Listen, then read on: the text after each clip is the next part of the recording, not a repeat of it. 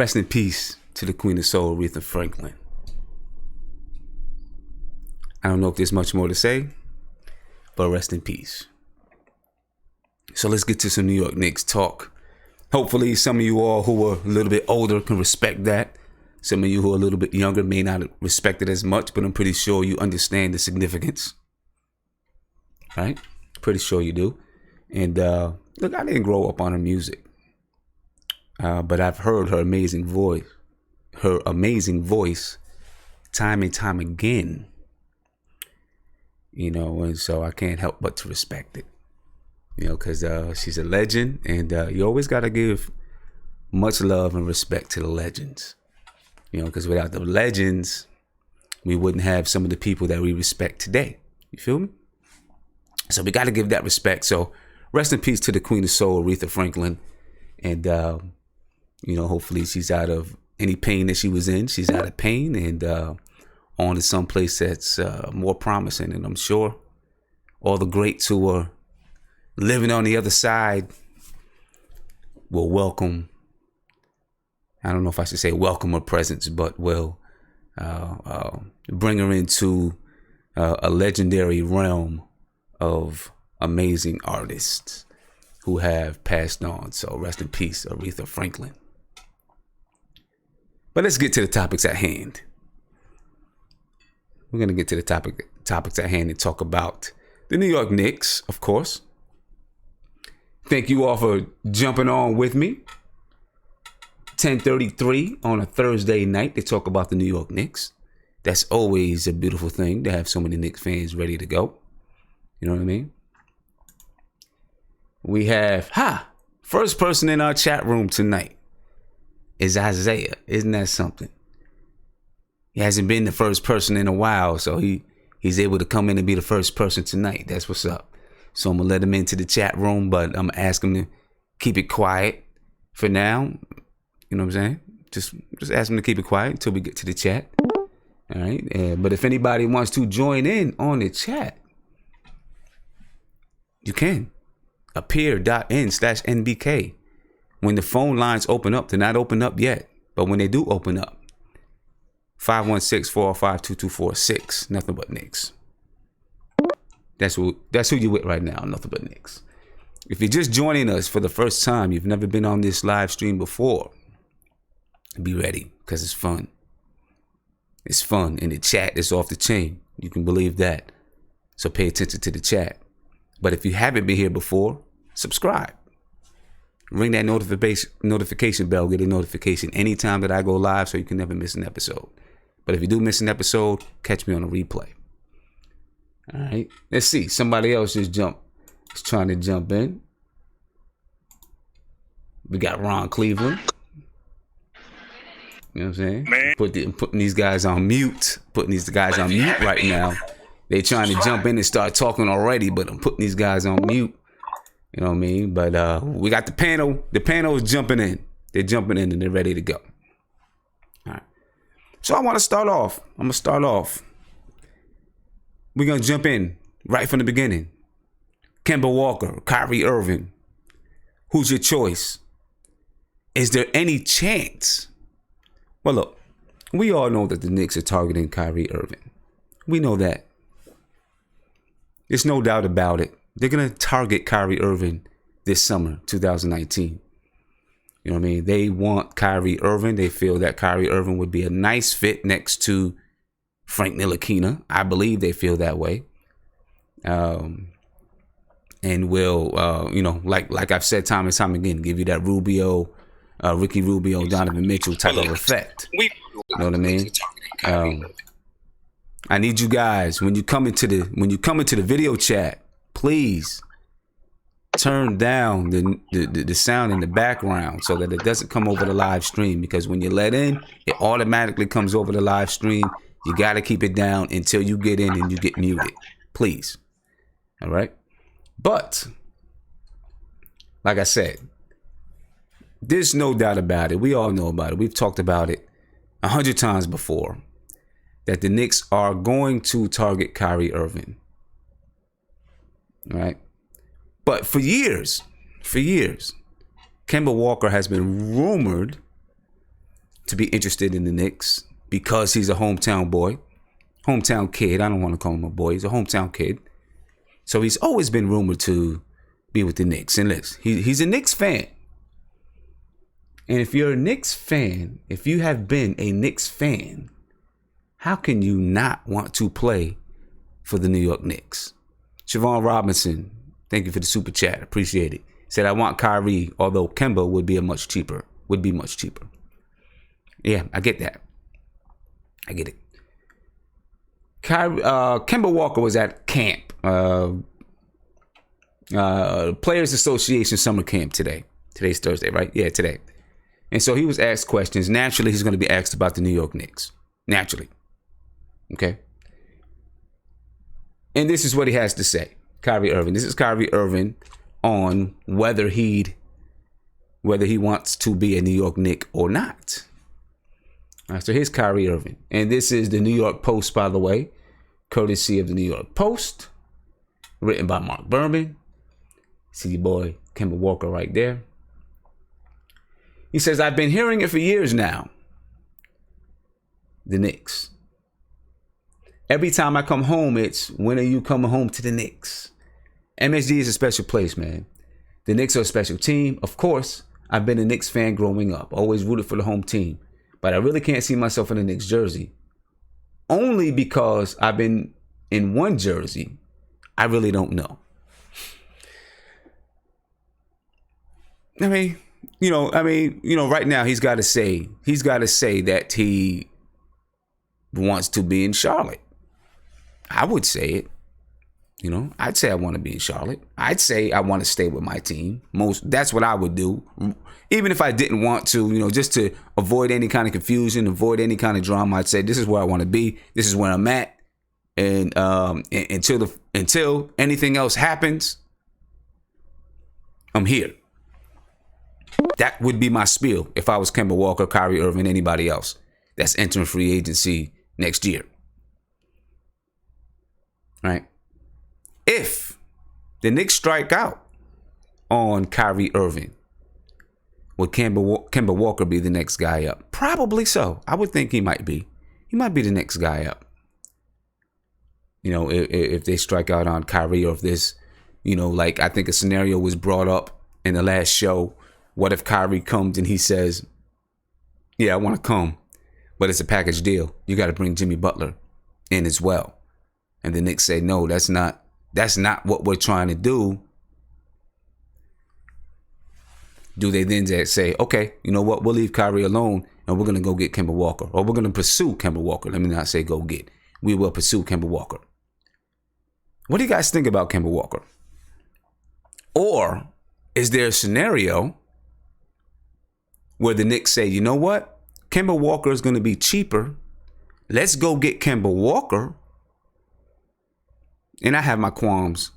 I have some qualms about Kemba Walker. Although I like Kemba Walker, I have some qualms about him. A little bit. Some of the same things with Trey Burke, to tell you the truth. But do they say, let's go get Kemba Walker, then we can spread the money around and fill out the team in a couple of other places and some of those things? I don't know. What do you think? What's on your mind about it? How do you feel about it? Do you think Kemba Walker would be an option for the Knicks? Would the Knicks some way, somehow say, we'd rather pursue Kemba than to pursue Kyrie Irving? Let's see what the chat thinks about it. I'm going to talk to the chat for a minute. Let's see what the chat thinks about it. Hey, Ruben, I'm going to throw it over to the chat for a quick minute. I want to see what the chat, get a quick couple of words from the chat about Kemba Walker, Kyrie Irving. Because listen, I've heard on a few occasions some people say that they'd rather take Kemba Walker over Kyrie Irving. I disagree. Now, I didn't hear their full argument. Some of their arguments, I'm sure, was, he'd be cheaper. I'm pretty sure that would be one of their arguments in taking Kemba Walker over Kyrie Irving, figuring that they can get similar production, from Kemba Walker. But I disagree. As a matter of fact, before I shoot it over, before I shoot it over, we'll take a look at this here. Right? Because I don't know. I've heard some people say you'll get similar production, but I don't know if you really will get similar production. Okay. Kemba Walker. And listen, these are stats. You know, it doesn't say everything about a player and his chemistry in the mix with any team that they play on. You know what I mean? And it doesn't talk about, you know, the intangible things that come from a player to the team. You know, those intangibles or leadership skills. Stats don't talk about those things. It doesn't talk about the human things, but it does tell you something. All right, so let's just take a look at Kemba Walker. We'll take a look at last year, and then we'll look at you know, his career numbers, and then we'll compare it to Kyrie Irving. All right, so Kemba Walker last season played 80 games, and he averaged 22 points, 5.6 assists. He shot 43% from the field. I'm not cool with that. I don't like, you know, I want guys that's going to shoot a higher percentage. I do understand he's small, you know, and maybe that's something that comes into play. I don't know. He shoots 38% from three. That's not bad. That's what he shot last year. All right, 86% from the free throw line, 51.6% effective field goal percentage. 51.6 effective field goal percentage. It's okay. 43.1%. I don't like that. And for his career, he's a 41.5% shooter from the field. All right, I do not like that at all. Okay, I do not like that at all. Now let's compare it to Kyrie, and you will see why there is a difference between Kyrie Irving and Kemba Walker, in my opinion. By the way, Kemba Walker is 6'1", 172 pounds, small guard. You already know how I feel about small guards. All right, so we're going to switch this over. Take a look at Kyrie Irving.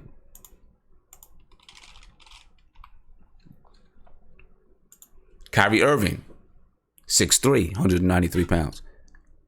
I'm not going to say small guard. He's not a tall guard, but, you know, he's good size point guard, off guard, whatever you want to call him, combo guard. Last year, 60 games, 24.4 points per game, 5.1 assists per game. Similar numbers. Total rebounds, 3.8. Similar numbers to Kemba Walker. But then, field goal percentage last year, 49.1%. Why is that? Because Kyrie Irving is one of the best finishers in the game. When he goes to the bucket, he's one of the best finishers in the game. He finishes from different angles, different ways. I mean, I don't know if there's, from a big man, from a small guy, from a guard, there's not a best finisher in the league. And there may not be a best finisher in the league overall, to tell you the truth. Field goal percentage, 40.8%. Not field goal percentage. 3-point percentage, 40.8%. Free throw percentage, 88.9%. Effective field goal percentage, 56.8%. And listen, last year wasn't an anomaly. Kyrie Irving shoots for his career 46.2%. 38.8% from three. These are his career numbers. So this is what he does. You know what I mean? This is what he does for his career. Effective field goal percentage 52. What's going on, guys? Hold on. Hey, sounds like that's Nate. I need you to turn that down in the back, and he's not ready to speak yet, bro. Why the hell are we talking about? Hold up! Whoa! Hey! Who's Mark? You gotta chill out, man. You just getting into the chat, and you're talking over top of me.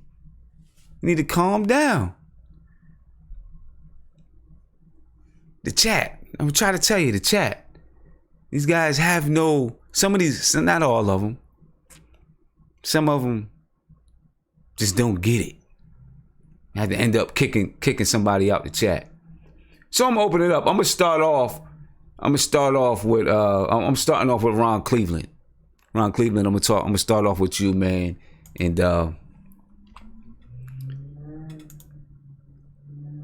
before I get started, just let me tell the chat, when someone is on live, please keep it down in the background.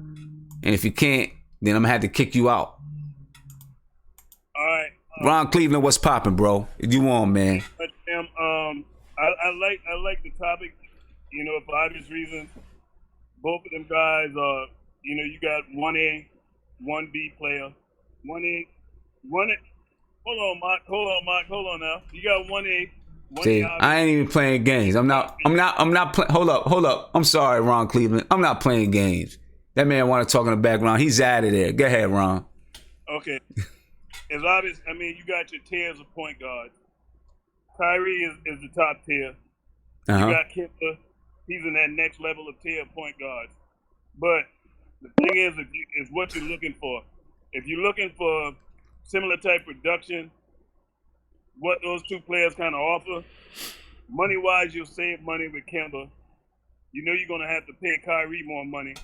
Definitely. Kemba don't have the knee injury. Kyrie has the knee injury. And all this really, Simmons, is really a moot point. And the reason why I say it's a moot point because if Frank takes off, then we won't be talking about the need for a point guard. You don't think so? So if Frank takes off, that eliminates the need to go get a point guard. We can concentrate on another position of need. We won't have to worry about getting no package deal. And I heard what you said earlier. What if Kyrie says he wants to, you know, come to New York, but only if Jimmy Butler comes? I don't want no player in the league dictating to the front office well, I'm with what you. we're gonna do. Either you want to come to New York or you don't. You know what I mean? And I love the direction. I love the direction, man. So in my book, we need to just sit back, watch Frank develop. If Frank takes off, like I said, Frank averaged 12 to 15 points a game. You know that his defense is going to be elite. He's going to cause a problem there. He can pass the ball naturally. So his assist level, he probably get about 5 to 6 assists a game. What is the need for a point guard when you got him playing like that at that level? If he plays at that level. But obviously, if he doesn't, in my book, there's only one route to go if you're looking at a point guard in this upcoming free agency, and that's Kyrie, because Kyrie moves the needle. Okay. He's a needle mover. And Kemba, I'm afraid with Kemba done been contaminated with Michael Jordan down there in that losing franchise. We're trying to change the mentality. Kyrie would change the mentality. Okay. I would not touch Kemba. All right, let me see. I'm gonna open up. I'm gonna see what Aunt G. Let me see what Aunt G has to think about it. And Aunt G, what's going on, man? What do you think about it? What's popping with you? You new to the video chat, man. Welcome. Long time watcher, first time chat. Appreciate first time. Appreciate it. So what do you think, man? How do you feel about the whole? And Ron Cleveland brought up a very good point. But what do you think about the whole? I mean, I guess it's not a big issue, but it could be an issue. When we get later on, we get closer to this, to free agency, it's going to be an issue about Kyrie, Kemba. It's going to be a debate. So we're kind of jumping ahead of it because, I read it. I read a little something on New York Post about Kemba Walker. We know he's from New York. He's a New York guy. What do you think? What would you do? You can get Kemba cheaper. Is it worth it to save a few million to go with the cheaper option, or do you just say, I'm going with the premium vehicle? It depends on how much we're saving. I don't think we should rush and sign Kemba Walker, though. If we're going to get I believe Kyrie's a transcendent point guard. If we're going to get a point guard of that kind of talent, then we go for it. But if we got to settle for Kemba Walker, why don't we just keep collecting draft picks and building our young dudes? Okay. Settle for Kemba Walker. Okay. Because he's gonna get near to a max contract. It's not gonna be that much cheaper than the max contract. Or he'll just stay in Charlotte, I believe. So. But see, my only question, maybe he will, but my only question about that with Kemba Walker is, he's put up those numbers, but with a losing franchise for years. Right. How many years have they made the playoffs over the last 5-6 years? I'd have to go back and look. I'm not sure. Maybe twice or something they made the playoffs. Once or twice. So he's been doing that on a losing franchise. So I just wonder, do teams really value the numbers that he's put in because he's done it on a losing franchise? That's my question. I'm a little biased when it comes to Kemba Walker because I'm a diehard UConn fan. Okay. But, all right. But he hasn't done it in the league yet. So, I mean, he's put up decent numbers, but, it may be like another Stephon Marbury situation all over again where we get a point guard and it just don't work out. So Okay. I'd rather just wait. Yeah, all right. I'm with you. I hear you. I think that's a good analysis. I'm not sure if the attitude part. I definitely don't think it's Stephon Marbury. Nah, he's not eating Vaseline and all that, but yeah, right. Now, but then my question, what Ron Cleveland said. He said, if Frank takes off, does it negate our whole pursuit of Kyrie Irving or Kemba Walker or any point guard? My thing is this. Go ahead. I don't think Frank's ever gonna take off in that way though. I think he's gonna be a 2 guard. He's not gonna be a scoring point guard. I think his position in the future is more as a combo 2 guard next to a point guard like a Kyrie. See, I kind of agree with you, Angie. And he's never gonna be that guy that can break the defense then. Yeah, right. Bingo. And I see Nate shaking his head, so I'm gonna open it up so Nate can say something. But I think that, and this is not a knock on Frank, but I do not think that Frank is ever gonna be the type of point guard that's gonna be able to come up the floor and just off the dribble break down his man and crack open the defense so he can kick it out. He's not gonna be that kind of point guard, in my opinion. Nah, I think Frank is more methodical. Right, he's going to be that methodical guy, and if he does penetrate the lane, it's going to be more. He backs his guy down a little bit and then spins off him and gets into the lane. And there's a difference between the two, because it's more, I think he could be better than Sean Livingston, but I feel like he could play that kind of role. Okay, like Sean Livingston played for the Warriors. Yeah. I think he can. I think that he's going to be more of a methodical type of guy, and when you methodically get into the lane, it's a little bit different. Right. Than when you just have a burst of speed and get into the lane. Because when you have a burst of speed, now all of a sudden, the defenders that's out on the perimeter, they get a little bit panicked and they're a little bit desperate to get in. So, they rush in and then you kick it out. Boom. When you methodically get in, guys can inch their way in. Defenders I'm talking about can inch their way in, their way in. So it's not such a surprise when they go to the basket. I don't know if he's ever going to develop that, but Nate, I'm going to open it up to you because I see you shaking your head. What's up, Nate? Man, I got to defend my boy Frank, man. Hey, I'm not knocking him. I'm just saying. I know, and y'all made some valid points, but let me say this, man. I feel like Knicks fans are trying to make Frank something he's not. And the thing is, he's not going to be an elite scorer. He's not going to be a guy who's going to look for a shot first and foremost. That's not his game. Right. His game is to be poised, to penetrate when needed, to make passes when needed, and also, to play great defense. And like I said, man, if this guy is Charlie Ward, and I'm sorry, I know a lot of people are going to give you crap for it, but I see a lot of Charlie Ward in him. I think he's going to be better than Charlie Ward, but Charlie Ward was a gritty defender who was smart and didn't take stupid shots. And that reminds me a lot of Frank. It really does. And look, and listen, I agree. I'm not trying to force Frank to be a scoring point guard. You don't have to be.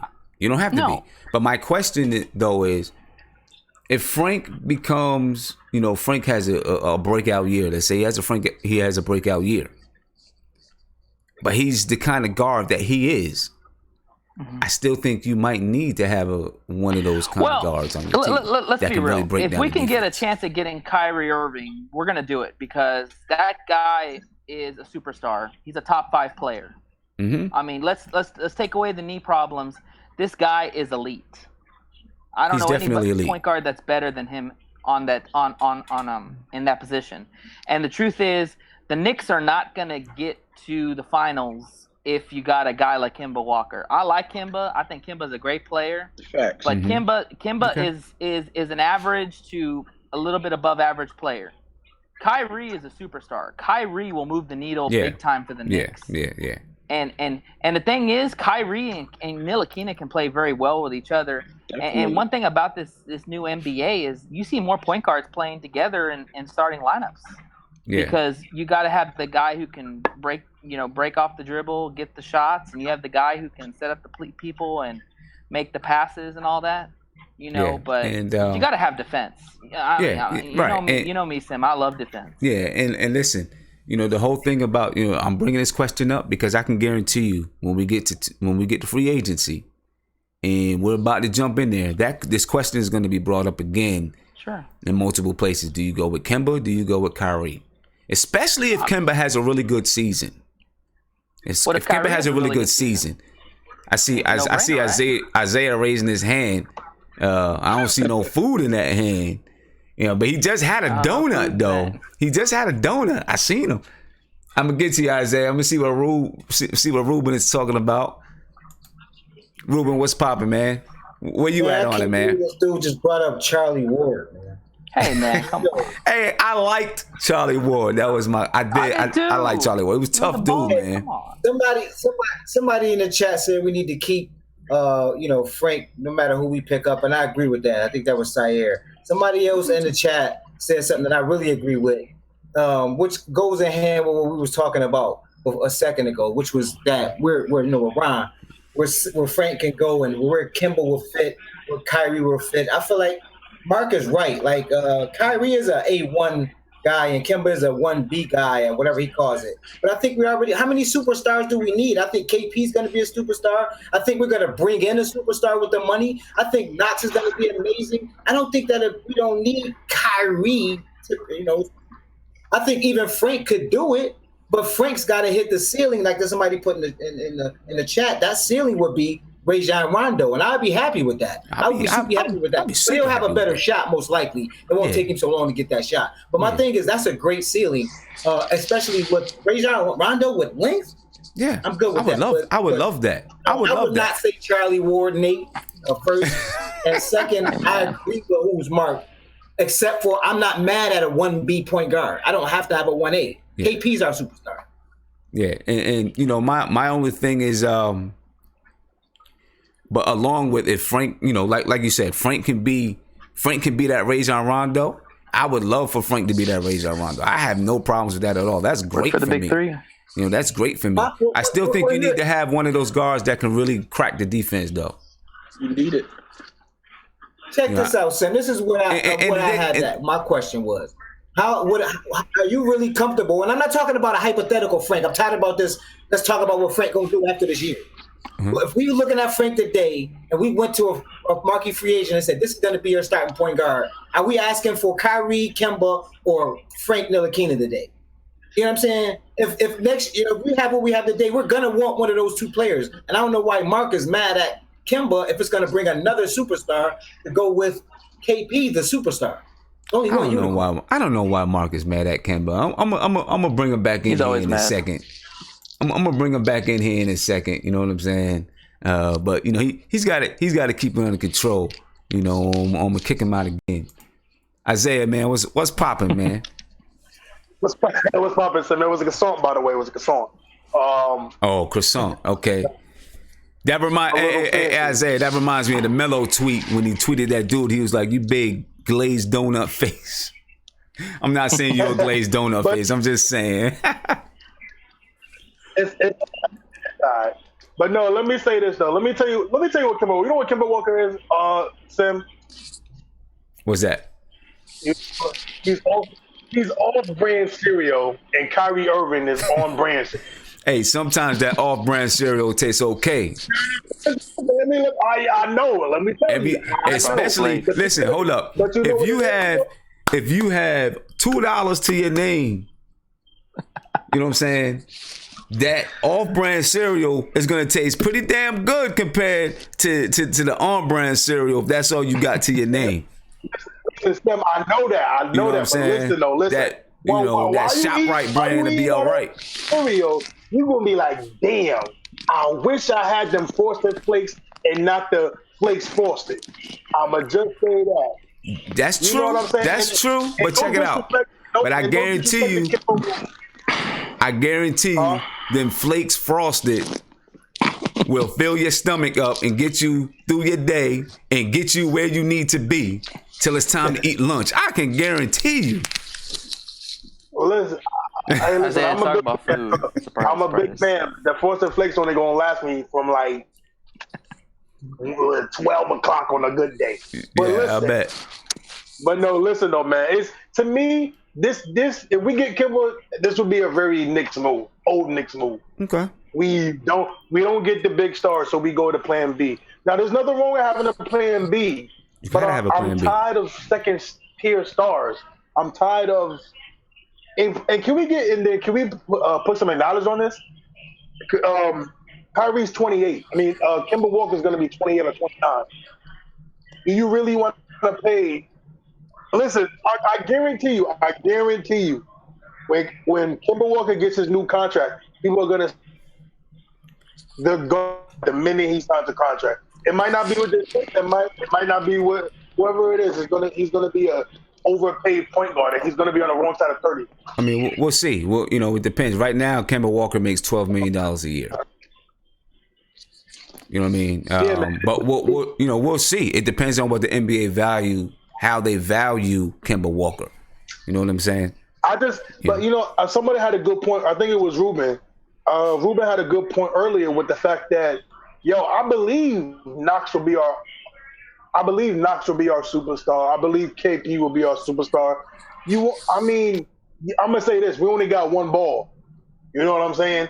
Yeah. And I got you. And then plus, let's just say hypothetically we're bad this year. We're gonna have another guy, and that means we're gonna have a top 5, top 10 pick. Now recently, God knock on wood, we've been drafting really well, and we've been drafting really good picks lately. So now you're talking about adding more talent that can have a potential to be a superstar. Yeah, so now you're talking about paying. It's never not good to have enough talent. And you know what I'm trying to say is that we might have a great team coming up already. I get that. But for the most part, it's gonna work itself out as far as having enough basketballs to go around. I think it always kind of works itself out in the long run. In the long run, I think it does. I'm gonna take a couple of calls. 516-405-2246. I want to hear what you think about it. And in the meantime, I guess I will let Who's Mark back in the room as long as he can keep his head cool. Don't come in here wilding out and all that. You know what I'm saying? If he can't come in here, keep his head cool, no, I'm going to kick him back out. You got that, Who's Mark? I hope you got that. But I'm going to open you up, Mark, though. No, actually, I'm going to get the Guillermo first. We haven't got the Guillermo. Then I'm going to open you back up. Guillermo, what you think, man? Hey, Guillermo, as soon as I get another call, I'm going to jump to the call. But in the meantime, what do you think? Based on the current, but look, I think Kemba Walker. Look, it's like the Kevin Love situation, man. You got a guy who has average numbers and they look great because he's a main guy, but he's on a team that's losing. And I think look, the Charlotte Hornets have been drafting pretty awfully, but when I look at Kemba Walker, there's a guy who's not going to play great defense just given his size, and his game is largely predicated on speed and beating his man. It's not a game where he shoots that well. I mean, he shoots 38% from the three, 43%, I think. Yeah. He's good. He's a guy who's going to facilitate. This is a guy who's going to make his team better. He doesn't play lockdown defense, So to me, if I was going to go after a cheaper version, I don't know if he's a free agent at the same time, but I would think Damian Lillard would probably want lesser money to play with a team. I mean, I don't know. I think you breaking up on me, Guillermo. You breaking up. You guys really gotta have headphones, man, because it breaks up and it's hard to hear. You really gotta have headphones. All right. I think Damian Lillard will probably demand a lot more money than Kemba Walker because Damian Lillard's 6'4". I think he'll demand, that size alone, I think makes a big difference. So my question is this, and I know I had a couple of people try to call in and I missed them because we were already talking on the chat. But is Kemba Walker? We don't know what Trey Burke is going to do this year, what he's going to be, right? Is signing Kemba Walker? Should you might as well just keep Trey Burke? If you're talking about Kemba Walker, do you might as well just keep Trey Burke? I mean, we'll see what happens this year. Call you on Live with Nothing But Knicks. What's popping? Hey Sam, what's up, man? It's Mel again from the chat. How y'all doing? I'm chilling, man. How you feeling? So give me right, your. man. I'm at work. Hopefully you can hear me all right. Yeah, I can hear you pretty good, man. So tell me what you think about this about Kemba Walker. I don't know, man. I don't understand some Knicks fans. Again, I said what I have to say about Frank last time. I hear people saying Kemba's a bum and Kemba's this and that. It's like we just want all of the top players that we can get. If you got KP, somebody said that. I forgot homeboy name in the chat about KP being a star and Knox possibly being a star. Like, how many stars you want on the team? Like, everybody got this Golden State syndrome. And for anyone to say Kemba's a bum or he can't play or his height, y'all sound retarded to me. Like, Kemba, I like Kyrie better than Kemba. But when Kyrie didn't have LeBron, he was Kemba. When he went with LeBron, it showed something differently. And then after he left that and went to Boston, he didn't have his star in Hayward. But then Tatum came up, Brown came up, the coaching. It was a little easier on him, and he had all that experience. Now we can't leave out that Kemba's never really had a star with him. So even his field goal percentage, bad shots or whatever, like, he has so much pressure on him to be a 6'1" guard that, yeah, his numbers might not be that good. But if you put Kemba with two stars to where he can maybe get easier shots, he can break down the defense. Sometimes you have to double team him. He's no type of slack. So we can't just forget that Kemba has never played with another star. So we're rating him on him being the main person on his team since he's been in the league. That's true. Since I don't know how many years he's been in, but he's never had another star with him. So we can't really say what he would do or if he's a bum or he can't do this. We're only going off of that. We don't know what the hell Kyrie would have been if he didn't have the teammates that he's had. Yeah. Now this is the thing. I'm gonna let you go. All right, because I know got a lot of people that want to get in. I appreciate the call. You brought up some good points, and I'm gonna talk about that in a minute. All right. Yo, one more. I'm gonna get in the chat again. Yo, tell him who's Mark. Stop always crying, bro. He can hear like, you. Really, like, you be crying ridiculously, bro. Like, stop crying and sit up in your bed, yo. Like, we hate seeing you watching you laying on your side and whatever, man. I'm gonna have to get in the chat and talk to this dude. All right, but shout out to the chat, man. Shout out to y'all, man. I love the show, man. Keep doing what you're doing, Sam. Peace. Thank you. Mark, you heard that, Mark? You heard that? I know Mark heard it. But anyway, with what he said, this is my response to the thing he said about Kemba Walker playing with a star and not playing with a star, and Kyrie Irving not playing with a star at the beginning of his career, and then of course playing with LeBron and Kevin Love and those guys. If you look at Kyrie from the beginning of his career, he came in the league age 19, 2011, 2012. He averaged 18 points per game. He shot 39% from three. He shot 47% from the field, 46.9% from the field. That's still a very high percentage, which is the reason why his career high, his career field goal percentage is 46%. I think that's one of the big things with Kemba Walker. Kemba Walker's career field goal percentage is 41%. You know what I mean? I think that makes a clear difference, and I'm going to bring it over and we're going to look at Kemba Walker as well. We'll take a look at Kemba Walker.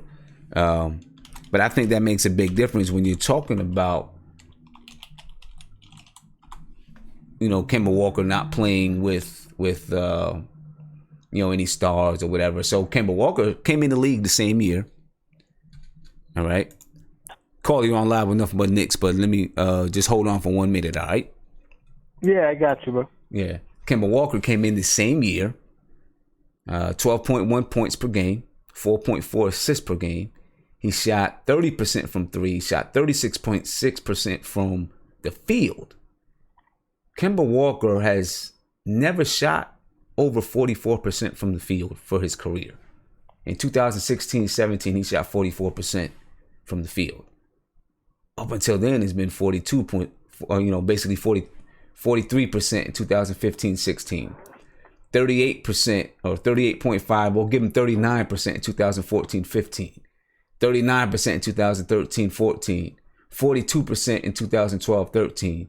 36%, like we said, in 2011 and 2012. I think that's the issue where, you look and say Kemba Walker is not at the level. He doesn't shoot as well. Is that shot selection? I haven't watched a ton of Kemba Walker since he's been in Charlotte. Is it shot selection? Is he just not that good of a shooter? Caller, what do you think? Yeah, how's it going, bro? How you feeling, man? Good, man. How you feeling? Pretty good. I know you're talking about, to me, Kemba would feel like almost like Amari. You know how we missed out on LeBron and Wade and Bosh? To me, that would feel like another just plan B, plan C type guy. You know what I mean? Okay. Now, but let me ask you this. Yeah. Amari, they gave Amari a 5-year deal. Yeah. He gave Amari a 5-year deal with no insurance on his back or knees, on his knees. No insurance on his knees, I'm sorry. Right? Right. And then, listen, for that first half of a year before Melo came, Amari was killing. He was a beast. He was MVP candidate in the first year, right? Yeah. I mean, he was, no doubt. He was, if he would have continued that type of play, he would have been an MVP candidate. He was killing it. That first year, what was he, like 26 and 10? But we knew it was going to die out. Those knees weren't going to last. You know what I mean? Yeah. I'm with you. I got you. Don't get me wrong. I like him, but he's a New York guy. You know what I mean? But something about him I just don't love. You know what I mean? Like Burke lit him up. Remember last year they both dropped like 40 on each other? Yeah. I mean, my thing is his shooting percentage is so low that bothers me. That bothers me. You know what I mean? You guys know how I feel about Tim Hardaway Jr. And the reason why he has a low field goal percentage because, shot selection. Kemba Walker, man, 41.5% for his career, that's not good. Yeah, I mean? It's not good. That's not good. Yeah, I like Kemba, but I don't love him, To me, he'd be like a third. To me, that free agency class, to me, it's obviously Durant 1, I'd say Kyrie 2, and then Clay, and then maybe Kemba. I like him, don't get me wrong, but I just feel like he's not going to be able to guard the point guard. I mean, obviously Frank would help that, because Frank could guard 1 or the 2, probably or a 3 too, Right, but right. I don't know. I don't love Kemba. I don't love him. Yeah, and then, I guess if you get to that point, do you just stick with Trey Burke? Yeah, I like Burke. I like Burke a lot. I think to me, in a perfect world, Burke is a backup 1 or 2 to me. I agree with you. I definitely agree with you. In a perfect world, you know what I'm saying? Yeah, I agree with you. Let me ask you real quick. If in a perfect world, what would you say we can get a max or 2 if we could somehow get rid of Noah and Hardaway? What would your 2 max free agents be if we could somehow pull that off? Realistically, all right. Well, I'm gonna let you go. Then I'm gonna answer the question. All right. Appreciate the call, take it easy, bro. All right. Have a good one. Who would I want? I want Kyrie Irving. I like Kyrie Irving. I really do. I am afraid of his knees. That bothers me big time. I worry about his knees. I'm hoping that he would, be healthy. I guess 65, 70 games of Kyrie maybe is better, though, than these other point guards you're going to get. I don't know. But it would definitely be Kyrie. I don't know who else. I don't know. I think the rest of it, for me, I need to look and see what we have. I need to look and see how the team shakes out. Definitely want to see what happens with Kristaps Porzingis. And I'm of the mindset, if I cannot get exactly who I want or the type of players that I want, then I save my money. I only give out, a 1-year deal. You know what I'm saying? So if I get Kyrie Irving and then I still have money, but I can't get whoever else that I want, then I save my money. Maybe I give a 1-year deal for someone to fill in that role, and then I wait until the next year. That's the way I play it, instead of just signing someone for the long term. And we forget about that. Everyone keeps saying, we don't want to do it like we did Amari, blah, blah, blah, blah, blah. But you don't have to. You can give a 1-and-1 with a team option if they would play. I mean, we have guys that have to make good decisions when it comes to these contracts. So if you're really not getting the players that you want, and you don't feel these guys are going to be the player that you want, and they're not going to represent your organization the right way, they're not going to play the type of basketball game that you want them to play, then guess what? You don't have to make a deal. Or if you just want to test somebody out the same way the Knicks did with Mario Hezonja, and you give them a short deal, 1 year, 2 years, 1-and-1, whatever it is. You know what I mean? And then you test them out and see what they got. You on Live with Nothing But Knicks. What's popping, man? Yo, Big Sam, what's going on, man? I'm chilling, man. How are you? I'm good. I'm good, fam. I'm good, man. I had to call it, man. This is a real good topic, man. When you're looking at, the players that we have, I'm thinking we really don't have to really just, we don't really have to go after anybody except for maybe Kyrie Irving, man. But you see, in a topic like this is when you got to put in Coach Fizdale, because Fizdale is gonna, with Burke, trust me when I tell you, man, he's gonna work with Burke and he's gonna work with Moody. And I hear your clowning Moody. He deserves it. But he deserves it for real. He definitely deserves it.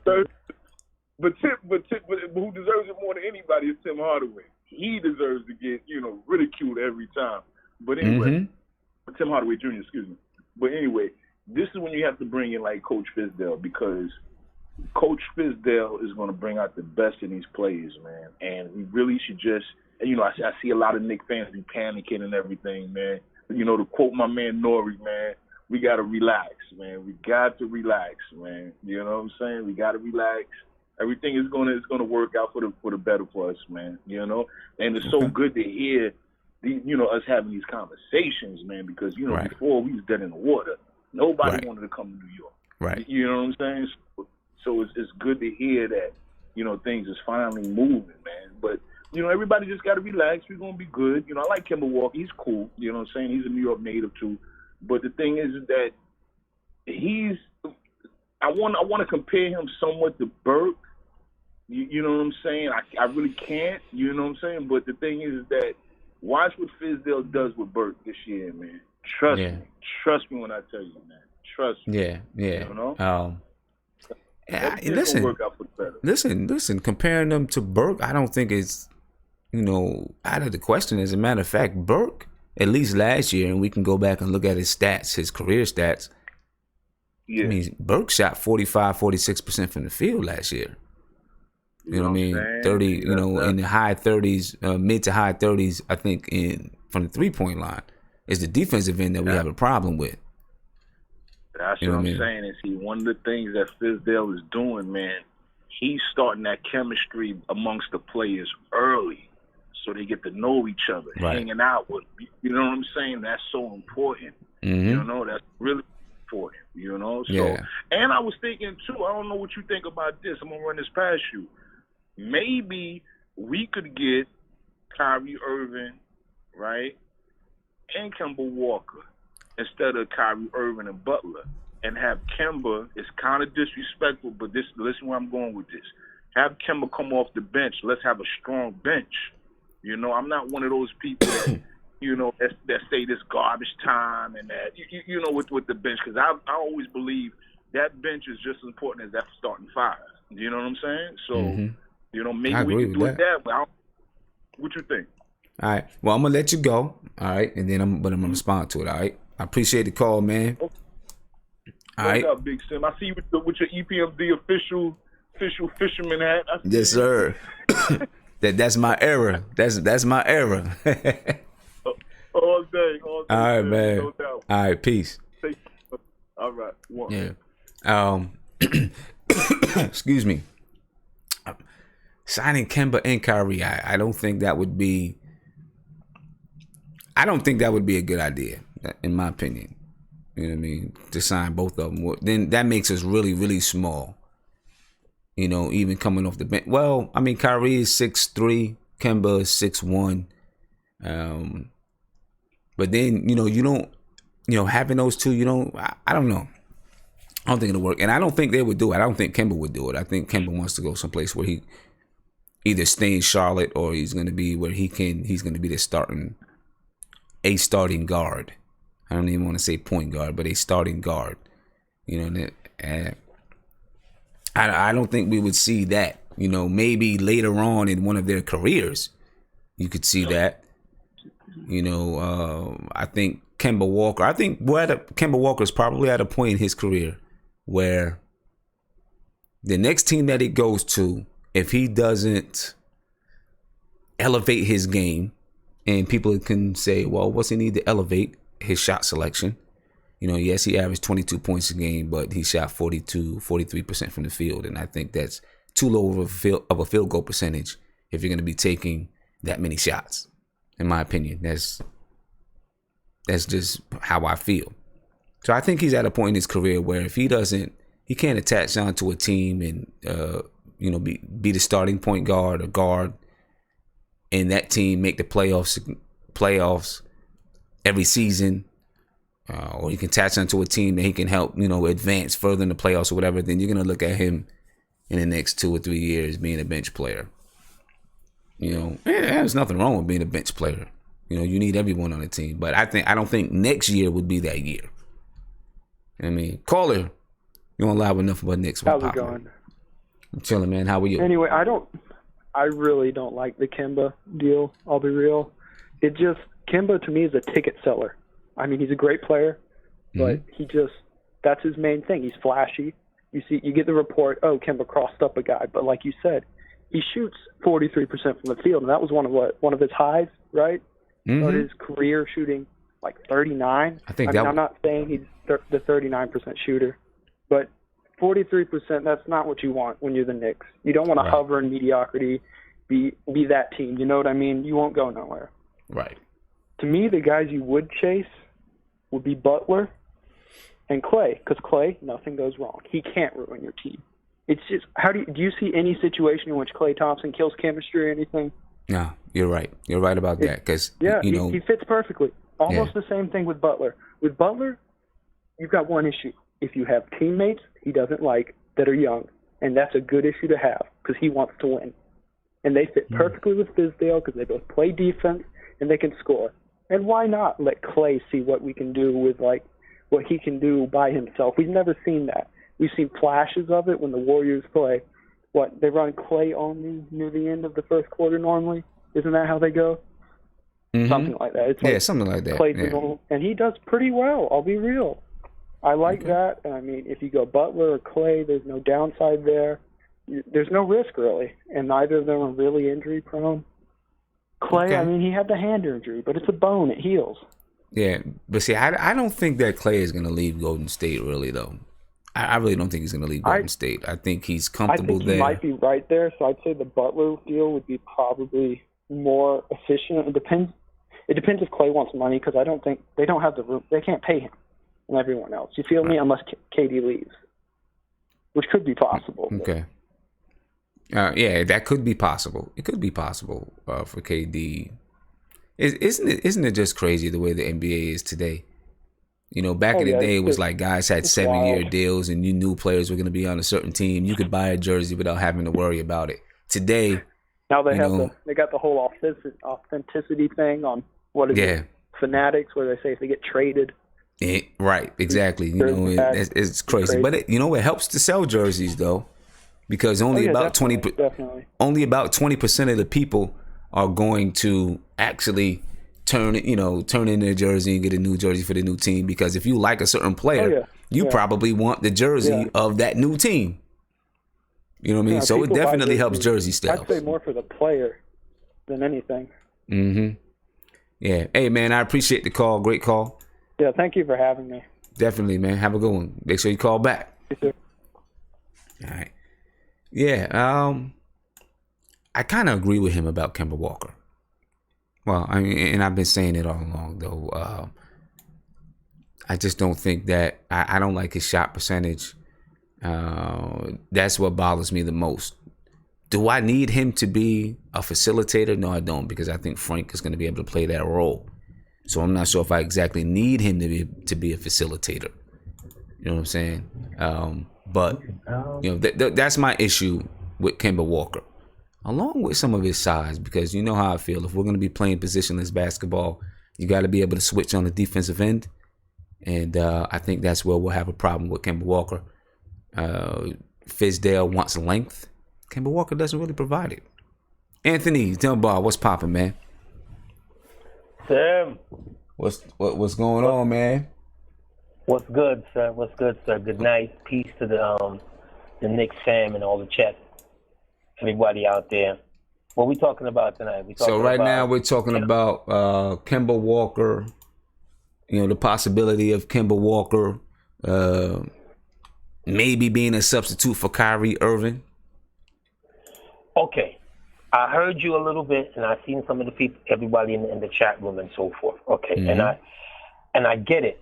You like efficiency. Yes. Okay? It is easy to be efficient when you have others around you who are also efficient. You understand what I'm saying? That's true. My point is, when you're the person that's got to carry the load, you're gonna take some bad shots, Tim. That's just facts. Whether it's Kemba, whether it's Damian Lillard, whether it's Tim Hardaway Jr., I'm not even gonna go there with you tonight. Whoever is that person that's responsible for carrying the load, a lot of times you're gonna take some bad shots. That doesn't mean that you can't adjust your game to blend with other talented players should they come on, just because you may have developed a bad habit or two. Okay, now see, I agree with you there. I do believe that players can adjust their game, but I also believe that even if you are the man on your team, you can still control the shots that you take. You don't always have to take a bad shot. If it's not there, you just got to trust your teammates sometimes. Now, in the fourth quarter, right?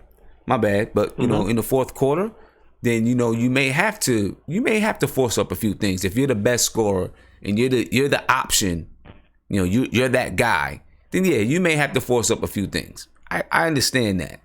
But to shoot 41.5% for your career, I mean, Kyrie, he was in the same issue for the first 3 years in Cleveland, and he still shot over 45%. 46%.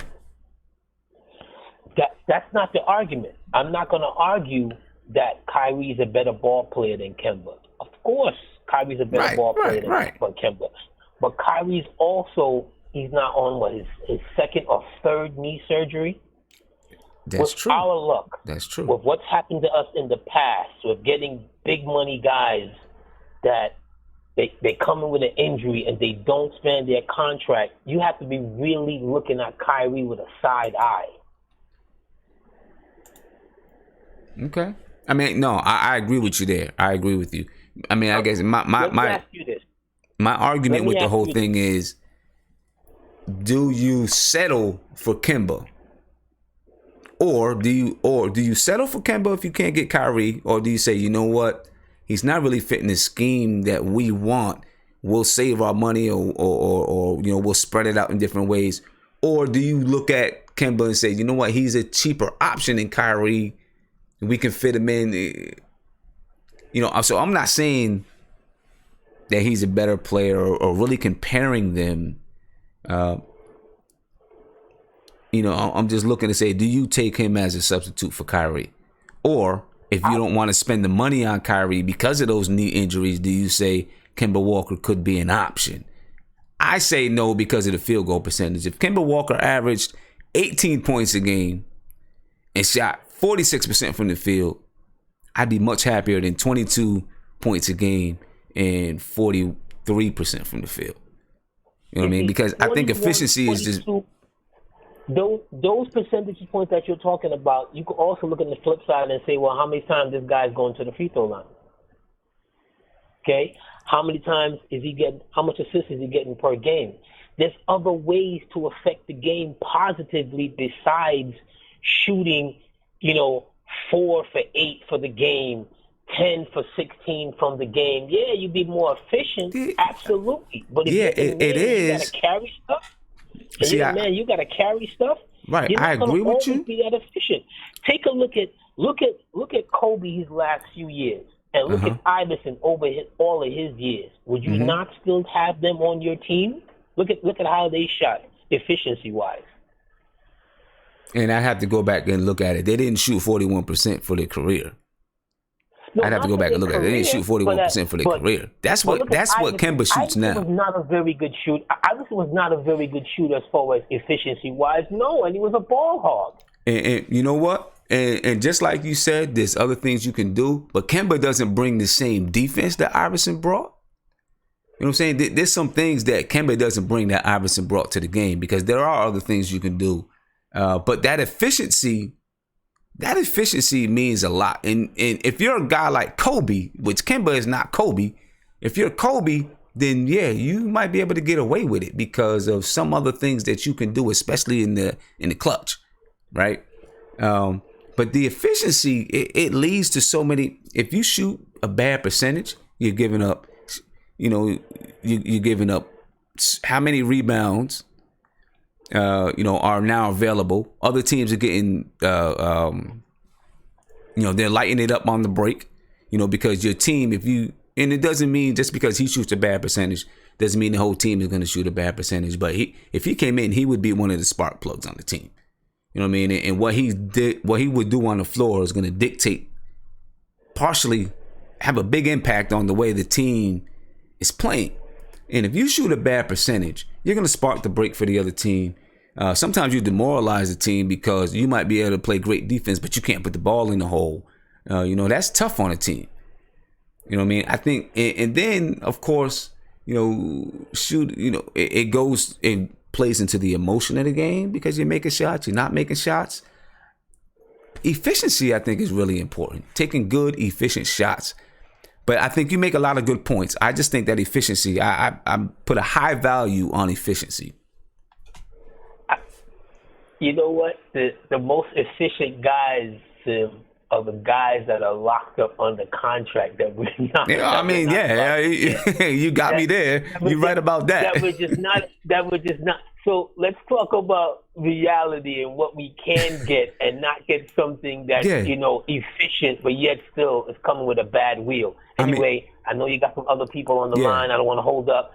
Fam, it's always nice talking to you. Peace, man. Great call. And we're going to talk about the Tim Hardaway, too, one of these days. We're going to get on it. No, we ain't going to do it. We ain't going to do it, Tim, because you're out of here, fam. You're out of here on Tim Hardaway. I'm telling you, out of here on him. And you know what? I'm going to say this. Take a look at everybody that signed a contract when Hardaway signed his and the year before Hardaway signed his deal. Okay. The Evan Turners, the Crabs, the Chandler Parsons.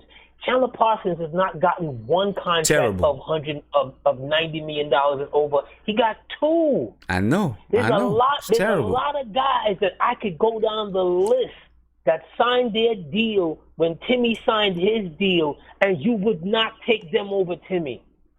Good night. Okay. All right. Good night, man. We're going to talk about it, though. We're going to talk about it. My thing is not the contract.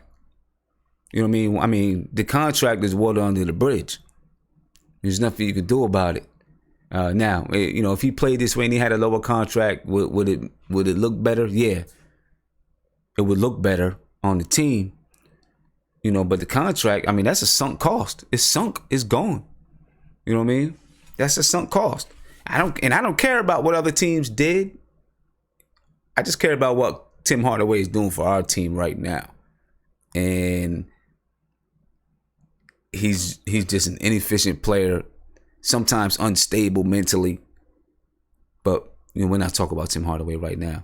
I'm gonna get to the chat because I want to hear who's Mark. I'm gonna let you guys get a little piece of who's Mark. I know you guys want to hear him scream a little bit. I probably open it up and he's not paying attention. You know what I'm saying? Because that's how Mark does. He's already looking crazy. So I'm gonna open it up. Hey, Mark, it's on you, man. Mark, it's on you, man. What's poppin'? What's up? What's up? Hold on. You talking to me, son? I'm talking to you, man. All right. What's the topic we on right now? So right now we about to bring this whole Kemba Walker thing to a close. So I figure I'd let you close it off, and then we're gonna move on to the next thing. Let me close this off real quick. Close it out for us, my brother. Okay, listen. Kemba Walker's skill set is really great, but if we get Kemba Walker, that's going backwards. That's really going backward because he's not even a second tier guard in the league. He's not. I'm sorry. I'm sorry. He's not even a star. People in the chat saying he's a star. He's not a star. He doesn't move the needle, bro. And this has been what, 7th year in Charlotte? 7th, 8th year? Yeah, no. Something like that. Yeah. Yep, something like that. I would rather take Kyrie because of how he elevates in the playoffs. That's what it's all about. You go look at those playoff numbers, he goes up, not down. Teams fear Kyrie. Like when I watch him, it's a fear that team have against him. And to have him with Porzingis in that pick and roll, Jesus Lord, I'm just imagining it right now. Why would we go backwards with Kemba? Because he's going to demand $20 million, and that's going to take up a lot of cap. I wouldn't pay him $20 million. Okay. Would you pay him $20 million, Sam? Nah, I wouldn't pay him $20 million. He's making $12 million now. I wouldn't pay him $20 million. He's going to go up $8 more million. He might. That's why he's saying. That's why he's saying that he don't want to. A lot of it, he don't want to come to the Knicks because he want to get paid. Because he know Charlotte's the only team that's going to pay him that money that he wants right now. It's Charlotte. Okay. Yes. And you might be right about that. You might be right because when you look at the free agent scale, they're not doing what they did in 2016. They're not doing that again. Teams are not doing that. If you're not this type of tier guard or player, they're not going to overpay anymore. And Charlotte is the only team that have its rights to give him that type of money. And they're going to be forced to give him that money because they ain't going to get nobody to go play Charlotte. It's not that I don't like Kemba, but that's going backwards for us when we need a top tier point guard. Yeah. Now, are they going to be forced? Because Charlotte's probably starting over. Are they going to be forced to give him that amount of money? They're going to pay him. They're going to pay him. And they're going to look to trade that contract because it's going to be tradable also, the type of money he's going to get. It's going to be tradable because you're going to have teams like Milwaukee. You're going to have teams like that need a point guard, like teams like Phoenix. Just teams like that need a point guard to go with their other stars. And he could play third fiddle. Like say Phoenix. Phoenix need a point guard. He could be third fiddle to Devin Booker and Aiden. He would be great in that scenario. He's a third type player that you can have on your team. But for him to be number one and paying him $20 million on the Knicks, no, you don't pay somebody $20 million. That ain't gonna push the needle for you, for the Knicks. I agree with you. We're looking to go up, not down. I agree with you. And listen, Mark, I'm gonna tell you this. Whatever you gotta do to stay cool, do it because when listen, when the 2019 free agency comes, I can guarantee you this is going to be a debate, Kemba or Kyrie. I can guarantee you it's going to be a debate. Well, let me ask you a question. Why is there a debate? That is my whole thing. Like, why is there a debate between these two? I can understand if you had a debate between Damian Lillard and Kyrie Irving. I think the debate. I think the debate is going to come. And some people, not me, some people feeling you can pay Kemba cheaper and use some of that money to spread it out to fill in other holes on the team. I think that's where the debate is going to come in. Listen, all right, here's the scenario. If we had Kevin Knox 2 years ago and he became a star, then I would take Kemba in that scenario. I cannot take him because if he came to the Knicks right now, he would be our number one guy for sure because he's going to handle the ball because he's effective. That boy can play. Yeah, he can play. He can play. He got heart. He takes the biggest shots. He is clutch too. He is clutch. I ain't going to take that away from him. But if Kevin Knox was a star today, and he showed me, if he gave me Paul George type talent, that's what I think he's going to be. I think that's his ceiling. And Porzingis was the mega star for us. Then I would take Kemba. Because Kemba could work with Porzingis in the pick and roll and stuff like that. Okay, so he's dangerous in the mid range, and he penetrates, and he can finish. He's one of the top finishers in point guards too. Don't sleep on it. He is. But I mean, he has a low field goal percentage for a reason, though. You know, whether it's taking some bad shots or whatever it is. Why? You know why that's low? Because the players he's playing with. Anytime you're playing with, this is the thing. People got to understand something.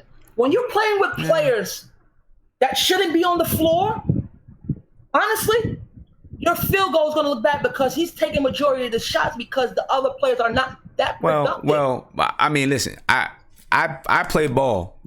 I play a lot of basketball, and I played with players that just wasn't that good. You know what I mean? And still, I was selective in the shots that I took. If there may be times that I needed to force some shots, but I was still selective, knowing that if I took bad shots, the players that I was with weren't going to be able to help me get it back. So I needed to really be selective in the shots that I took, try to set these guys up so that they could get shots in their comfort zones and some things like that. But let me ask you this. Hold on. Let me ask you this, Mark. Let me ask you this. So let's say that Kevin Knox really shows something this year. Let's just say he really shows something. He averages 18 points and 8 rebounds. I think he's going to show something because they're going to put the ball in his hand. Yeah, but let's just say he averaged 18 points and 8 rebounds, and it looks like, wow, this guy really could be Kevin Knox, Porzingis, and then maybe if you do add Kemba Walker, wow, that could be something. Just like you were saying, right? Yeah, all right, look. Would you consider it? It's so sketchy because when you're judging a player, right? When they're on their way to stardom, he has to give you a report. Even if he's good his first year, that necessarily don't mean he's going to be good his second year.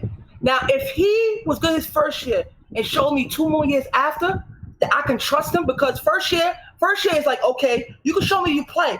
But for you to trust a player to be consistent, it takes 3 to 4 years that, this guy can consistently get us buckets. Because the first year is just scary to me. Because I look at scenarios like Tyreek Evans. His first year was 25-5. The next year, he just went downhill. He went downhill. So it's scary. That's why I wouldn't consider it now. That's why I said if we had Kevin Knox 2 years ago and he showed me something and he kept going up, and his third year he came out, then I would think about getting Kemba Walker. Okay. But if Kyrie is out there, bro, the kid is only 26. Right. 26. You're right. And he's not getting $200 million. That's for Boston to give him. If he comes here, he gets about 140. Unless there's a sign and trade. Unless there's a sign and trade, but he's not getting Supermax. That Supermax for him is done. Just because he got traded from Cleveland. He's not getting Supermax. Yeah. He's not getting Supermax. All right. Yeah, good. Okay, so let me ask you this then. And I think I already know your answer. So this, but this is just moving into the next topic. Okay. Right? We get to 2019. Okay. Trey Burke comes out. He has a hell of a year. He averages 15 points a game, 5 assists. Right? Shooting 46% from the field. Okay. Strike out on Kyrie Irving. For whatever reason, you strike out on Kyrie Irving. Yeah. Do you say, all right, I'm going to give some money? Not crazy money. I'm going to give some money to Trey Burke and we're going to keep him. We're going to sign him up for 3 years. Do you say that? If all right. Because what he's going to, if he comes out, say if he comes out with your 15 points a game, right? He comes out with the 15. He's going to be a 3 assist guy, right? I would give him 2 years and an out. But I'm not giving him more. I'm not giving him more than 10 million, or maybe more. Not more than 8. Not more than 10 a year. You saying? Not more than 8. Not more than 8. Okay. Because Tim Hardaway should be getting 10, and Tim Hardaway is better than Trey Burke. So if you're going to give him a 2-year deal, if I'm going to give Trey Burke a 2-year deal, because he is effective, but he's going to be greatly effective when we have the whole squad together. That's when he's going to be effective. He's not going to be effective just him knowing that he has to score. Yeah, and listen, and with Trey Burke, with Trey Burke as well, last year he shot 50% from the field. Yeah. Up until last year, I mean, for his career, he shoots 40% from the field. Yeah. All right, so, just like you were saying, he's got to prove that he can do it again. Last year, so his first year, 2013-14, he shot 38%. 2014-15, he shot 36%. I say 37%. 15-16, 41%. 16-17, 45%. Now, it has gone up every year except for 1 year. But it's been on an incline. I'll give him that. It's been going up. His career averages in assists are 3.8. The 1 year that was really low, 2 years that were really low. You see, one thing what gripes me about him, because we have talent, right? Mm-hmm. It's not that they're proven yet. If there was proven, because Trey Burke is going to have to make them better for them to get great, because he's at the point guard spot. Yeah, he does. That is my gripe with him, because when you watch him, he looks for his shot. He looks for his shot only, bro. A lot. He looks for a shot, but because we have young talent, and we want to see them we want to see them become great, because like I'm telling people, Kevin Knox is not going to be a player that he's going to give the ball to and he's going to go. There's going to be plays where you can call for him, but what makes him great is when he comes off pin down screens and moving without the ball because he's so tall and he can attack the rim. That's what he's going to be great at. Okay. But because of Trey Burke not making the right, when he goes up the pick and roll, he does it right. But sometimes you gotta make that quick pass. That's the thing. He has to make that quick pass so the offense could just keep moving. I agree. And sometimes he pounds the ball. He gets the ball and he's looking for his shot. Now, did you see the workout video? Did you see his workout video? Listen, I love his integrity. Because that's what I want. But a little bit scares me because he has to do that to stay in the league. So I want to know if he's going to keep it up. Because remember, when players come to the Knicks, it's a vile opportunity to get your name, because guess what? If you're productive in the Knicks, the fans are going to love you, and that's going to give you a buzz. So when you get that little buzz on the next team, the general manager's going to be like, okay, I'm going to give this guy a chance. And years before, we used to give players dumbass deals, and they come back the next year, and we wonder why the hell we gave this guy this money. Deal. Yep, you're right. But listen, the one thing I'm gonna say about him, we haven't seen much. Listen, we haven't seen much from workout videos and all these things with Trey Burke like we've seen with other guys. And maybe he's just not, his team isn't posting it out there. But things that I have seen are things that I feel are impressive.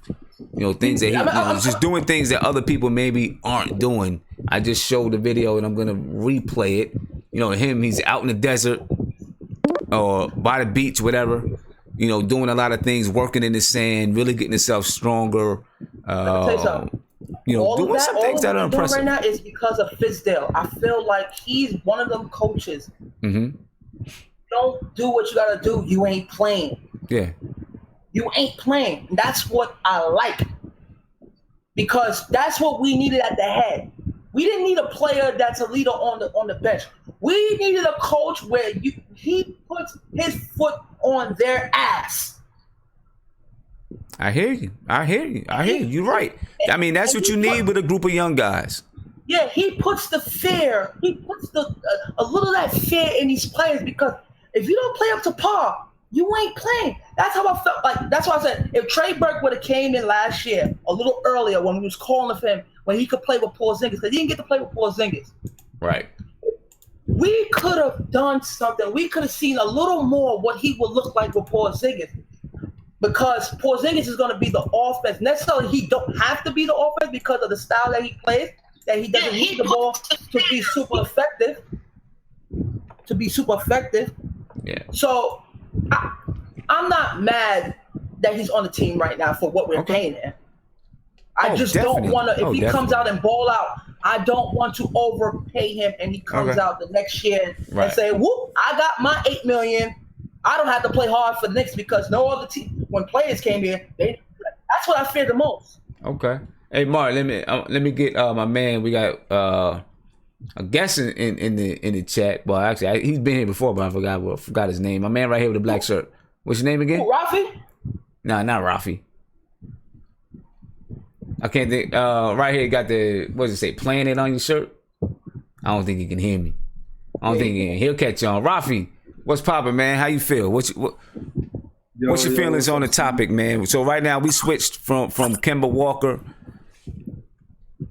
and now talking about Trey Burke. You know, I just showed a little video, of him working out. Is the work that he's putting in, and I'm gonna say the work that he's putting in to me is impressive. Right? I just, as much, I have qualms about him, clearly, right? But I think he is putting in, doing a lot of the things that we want to see from our players. And I'm sure he's not the only one, but he's putting in a lot of work. He seems really, really dedicated. You know what I mean? What do you think? Yeah. Where are you on Trey Burke? Yeah, you're right. I'm liking what I'm seeing from Trey Burke because I'm not seeing like loads of videos like from the Black Ops, but I'm seeing like the video you just showed with him running in the desert. I see that he's putting in the effort even before the season ended. I heard that he's got a release faith, that he's changed his work ethic because he realized that nothing's promised. You have to actually work for it. So I'm seeing that he's changed. And if he keeps on putting in the effort, the work's going to eventually show. So I feel like he's going to have a really good season this season. Me personally, I would start him with Ntilikina instead of putting Trey Burke. Instead of Tim Hardaway. I'll preferably put Tim Hardaway on the bench because Ntilikina, he hasn't got the offense going on right now, and Trey Burke, he ain't got that defense. So those two are yin and yang. They work together. So I prefer those two together. And Tim Hardaway, I don't even want Tim Hardaway in my club. I want Tim Hardaway to be traded. So, if anything, I see more Trey Burke in our future. But when Kyrie comes next year, Trey Burke has to be coming off the bench. Because I don't see him in the championship team coming off being a star. I agree with you. I agree with you. The only way, and this is to the point that Mark was making, the only way that Trey Burke becomes a point guard that can lead a championship team is if he learns how to facilitate. And I just don't think that's part of his game. That's why when he was in Utah, what he said they were asking him and he tried to play a game that was not his game. Right? They wanted him to be more of a facilitator and those type of things. That's not his game. That's not what he does. Right. He's a shooting guard in a point guard's body. You know what I mean? And I think with Trey Burke, you just got to let him play his game. And that game for us, I think, is going to be in the long term off the bench. Do I want to see Frank Ntilikina start the year? Yes. But I will understand if it's Trey Burke. You know what I mean? Because of what he can bring on the offensive end of the floor. Although I value defense a little bit more, but what he can bring on the offensive side of the floor. Yeah, you're right about Trey Burke. Trey Burke, I know he's putting in the work, but the best I see him is instant offense off the bench, because as you said, he doesn't have that. Like, he doesn't make other players better. He's there looking for a shot. He's not there looking to get other players in a position to get the buckets. Unlike Frank is the guy that does that. He facilitates and he brings defense. Yeah. So that's the only reason why I probably start him this season. But I wouldn't mind Trey Burke on my team. I don't see him like Tim Hardaway where I want him off the club. Trey Burke is good enough for the bench. This season, I don't mind if he starts at 2. If he does something like insanity, if he does something crazy, like if he balls out, maybe. But at this current moment, I just don't see him being anything. Yeah, I agree with you, man. I agree with you. This is what I'm gonna do, man. I'm gonna jump off of here, and we're gonna talk a little bit about the Atlantic Division. So you guys can check out the screen, see what's going on. Then I'm gonna come back to the chat. When I come back to the chat, Mark Mark and Nate, I'm going to check in with you guys to find out, so I need you guys to kind of listen. I'm going to check in with you, find out what's going on in the chat. So I'll call one of you guys' name out. You can tell us what they're talking about, and then I might open it up so we can hear everybody's discussion, all right? So, you guys go ahead and have your discussion and, get it popping, and we're going to talk about this Atlantic Division a little bit. I just want to look at some of the moves that have taken place throughout the Atlantic Division, and just kind of put it together. We've been, obviously, I think we kind of know where we stand in the Atlantic Division right now, but it's worth looking at the moves of the other teams in the Atlantic Division and how it impacts those teams, how it impacts the rest of the division, how it impacts the rest of the Eastern Conference. Next stream was this Sunday night. We'll take a look at the Eastern Conference as a whole and how it impacts the Eastern Conference. All right. So right now I'm gonna pull over. I'm gonna start with the Celtics. Let me just look at some of the things going on with the Celtics, whatever moves that they made in the offseason. And this is from CBS. All right, so I'm pulling this over from CBS Sports. Obviously, you can see the ads on the side and blah, blah, blah, blah, blah. But the Boston Celtics, who's in? Brad Wanamaker. I'm not even sure who the guy is or what he does. All right, not really familiar with the guy. They drafted Robert Williams. So that's in. Out is Shane Larkin. He's signed to play in Turkey. All right. Abdel Nader traded to the Thunder. Rodney Purvis was waived. Who did they re-sign? They re-signed Aaron Baines, Jabari Bird, Marcus Smart. It was a good thing that they re-signed Marcus Smart. Re-signing Marcus Smart he's the heart and soul of that team. And I've said it before, I would not mind if Frank Ntilikina became the Marcus Smart of the Knicks. I really wouldn't. Marcus Smart, his numbers aren't going to wow you, right? But his grit, his grind, his defense, his leadership on the floor, yeah, that's big for the Celtics. And then, of course, you got Kyrie Irving and you got Gordon Hayward coming back. Now, listen, without Gordon Hayward, Kyrie Irving, Celtics made it to the Eastern Conference Finals and were a game away from making it to the finals. It seems like it's almost a lock that they're going to make it to the finals this year. It seems like it. But that's going to depend on, in my opinion, how Kawhi fits in with Toronto. You know what I mean? Going to depend on how he fits in with Toronto. And here, these are CBS gave out grades. You know what I mean? They gave the Celtics an A. That A is primarily for signing Marcus Smart, drafting Robert Williams. Okay. It's no doubt that the Celtics right now are the class. The Celtics and the Raptors, maybe the Raptors. The Raptors to me are like the Atlanta Hawks of a few years back. You know what I mean? But the Celtics right now have to be the class of the Eastern Conference. And we will see if anybody supplants them. If anybody is going to supplant them, it would be Toronto. All right, let's go down. Since we're on the same page, we'll talk about the Nets. The Nets made, of course, a lot of moves during the offseason. They signed Ed Davis. Jared Dudley was traded from the Suns, and I don't know exactly what happened there. If he got waived or if they're keeping him.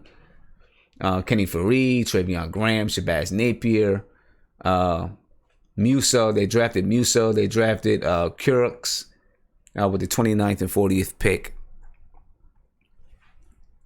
Kind of a vagabond of players. You know what I mean? Who's out? Darrell Arthur is out. Dante Cunningham. They traded for Dwight Howard and then waived him. Traded Jeremy Lin to the Hawks. Stauskas signed with the Blazers, and Isaiah Whitehead was traded to the Nuggets. I remember back when Isaiah Whitehead was an undrafted rookie. I think he was an undrafted rookie, or maybe he was picked up in the second round, whatever it was. I wanted the Knicks to get Isaiah Whitehead. I thought maybe he could have a future in the league. I kind of liked him, but I mean, obviously, he I mean, he hasn't really done much yet. We'll see what's to come. They re-signed Joe Harris. They don't expect much from the Nets.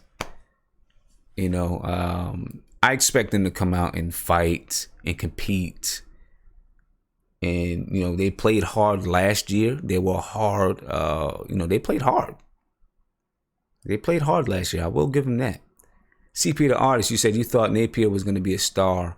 Yeah, I thought Napier was going to be good. He hasn't done much. Napier's done... What has he done in the league? I mean, I guess he kind of reminds me of...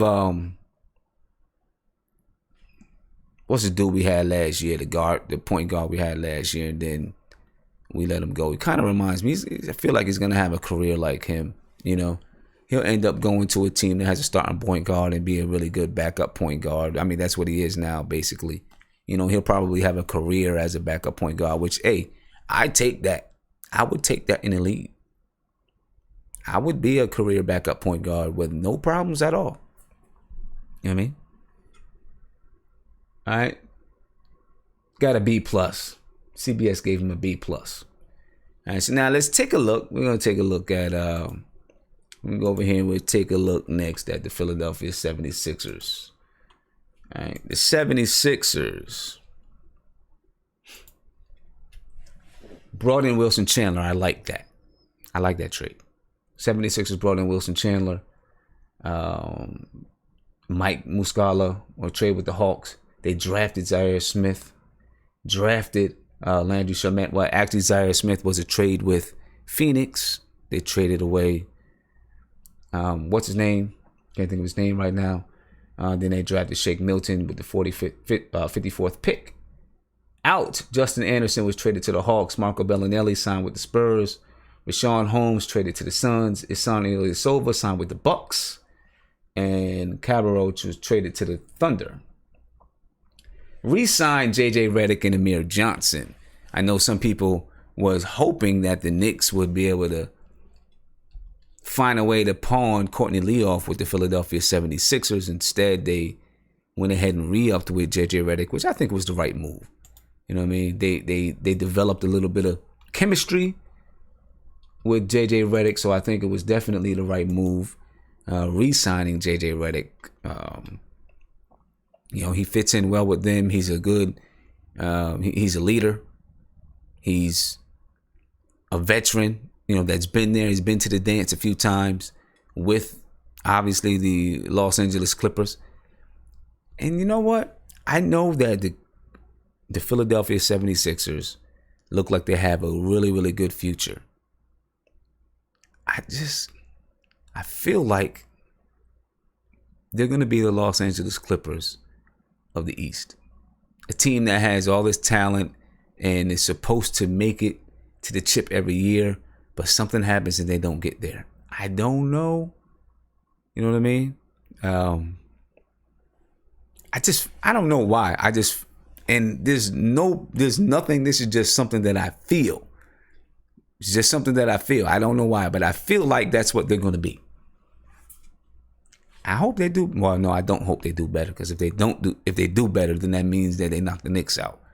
So yeah, I hope that happens. I don't know why, but I feel like that's what they're going to be.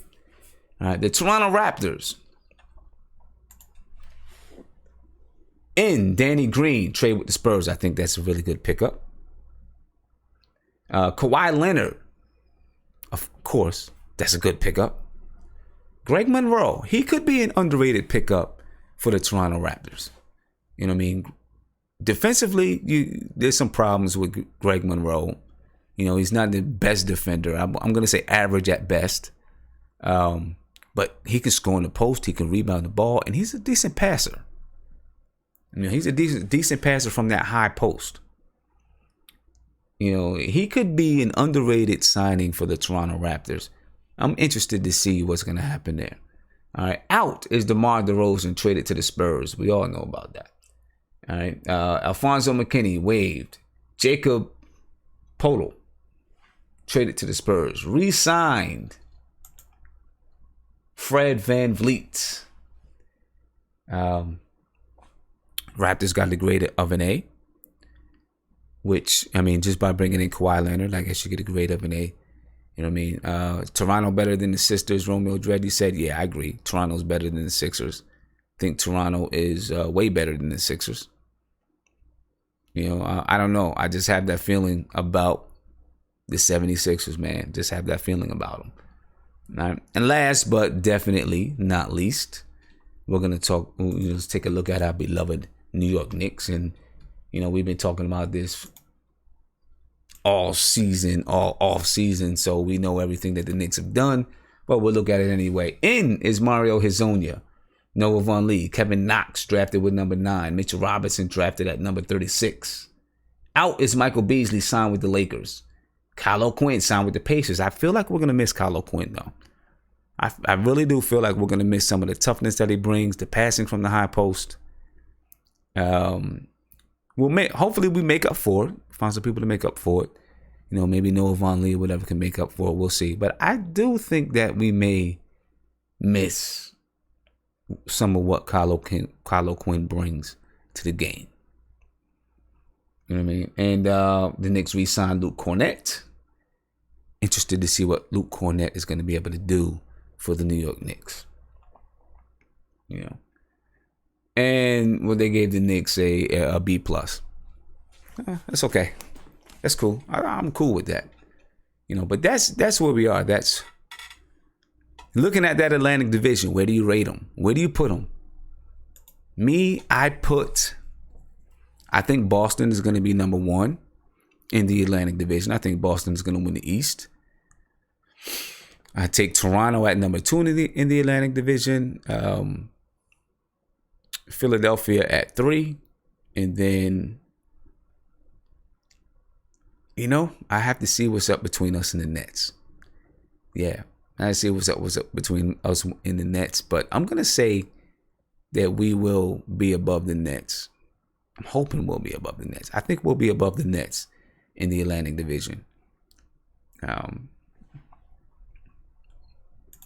That's not saying that we're going to be in the playoffs, but I think we'll be above the Nets. I've seen someone in here say that they think the Nets are going to fight for that 8th playoff spot. I don't know. I don't think so. Maybe. Who knows? They play hard, and playing hard is half the battle in any sport that you play. You know what I mean? Any sport that you play, playing hard is half the battle. And they at least played hard last year. You know what I mean? So, caller, you're on live with Nothing But Knicks. What's popping? Hello? You're on live, my man. Can you hear me? Guess not. Got scared. Didn't want to talk. I don't know what's up. CP the artist, I seen you said Kyle O'Quinn was expendable. I get that. I get it. But I still think we're going to miss some of the things that Kyle O'Quinn brought to the game. You know what I mean? I think that Kyle O'Quinn, he brought a little bit of grit and grime that we need on this team.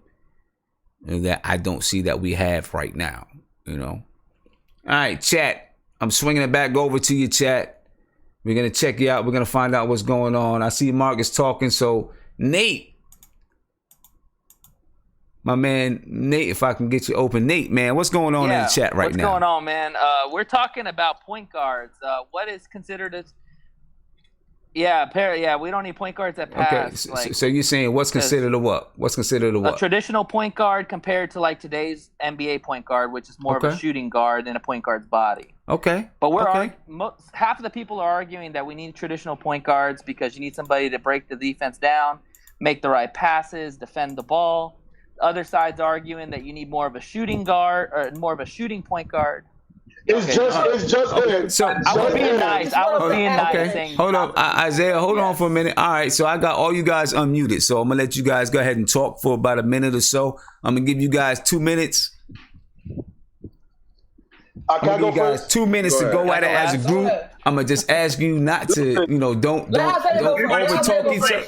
Everybody turn everyone else's mic off. Hold up. Listen. Don't overtalk each other. Just have a good conversation without getting crazy. Let's take our time. I'm gonna take my time. Sounds good. Listen. All right, my man. I mess with you because you're a Knicks fan, but for you to say that we don't need traditional pass point guards, my thing is the main example is look at Russell Westbrook. There's literally everybody saying you can't win with him. He takes 40 shots. Yes, he gets triple doubles, but those are fake. Those are hollow assists. He's not a point for. Why do you think people got excited when the dude from the Hawks coming to the Thunder? Because now they got a point guard that can pass the ball, make the offense flow. And Russell can play off the ball. Russell Westbrook doesn't do that. You need pass first point guards. You need them. Chris Paul was one hamstring away of going to the NBA Finals. We can all agree. And he's the closest thing to a traditional point guard. Hold up, but I'm gonna show you the error in your ways, right? So your definition of a pass first point guard is not a pass first point guard. Kyrie Irving and Stephen Curry are not pass first point guard. I agree, 100%. They're not pass first point guard. Let him go, Mark. Let him go. So my point was, in today's NBA with with positionless basketball, you want 5 guys or 4 guys that can handle the ball, attack the paint. You don't need a traditional point guard to win. But you still need a point guard that needs to pass and play defense. So none of those point guards when I said Donovan Mitchell can be a successful point guard in today's NBA. He's not a point guard. He's not a passer. Ricky Rubio is helping him. That's why. Hello. Ricky Rubio. 1 second, Carla. 1 second. That's a good point. Hold on, guys. Give me 1 second. Ricky Rubio was not on the floor. Donovan Mitchell struggles so bad. He's not. Because Ricky Rubio is a pure point exactly. guard. No, I can't say that. Donovan Mitchell is a 2 guard. He has playmaking ability. He's not a point guard. Exactly. Okay, so the challenge is, beside Chris Paul, name one successful team that has a pass first point guard in the NBA right now.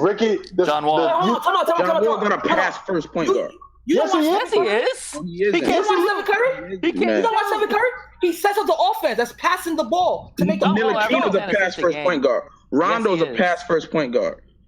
Rubio's a pass first point guard. So is John Wall. John Wall. Pass first means you look to pass before you look to score. John Wall does not look to pass before he looks to get to the basket. If you don't got somebody in front of him, he's gonna go. But usually he passes. Wait, hold on. I got a great thing. Answer me this question. How many of these modern point guards are getting rings? Steph, Kyrie. Steph Curry's a point guard. He's not a pass first. He's not a traditional point guard. The main thing is they're one-dimensional. They don't play defense. They don't have high assists. That's not a point guard, in my opinion.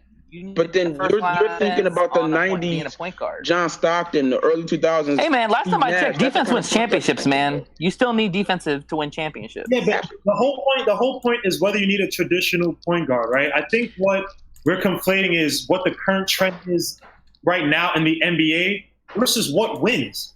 When we look at the dominant teams in the NBA, championships. And even the teams that have gotten closer, like for instance, look at the Celtics, right? Kyrie Irving is not a pass first point guard, but he can just the ball. Once they lost him and they didn't have him in the playoffs, Terry Rozier proved that you can't just put anybody at the guard position. Okay, it sounds like they're having a good conversation about what is a traditional and what is a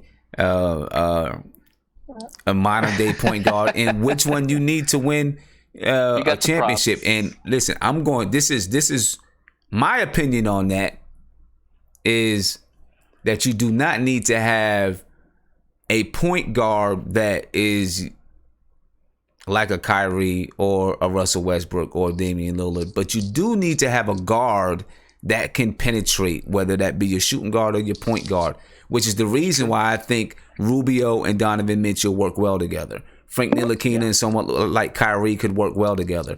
Your point guard, though, in my opinion, your guy who's running it on the floor can be a pass first guy if you have another guard that's going to attack. You do need to have a guard, in my opinion, that's going to attack, though. It's like the quarterback. You set up the offense. You know what I mean? Exactly. So but I'm gonna get to this caller. Caller, you still on the line?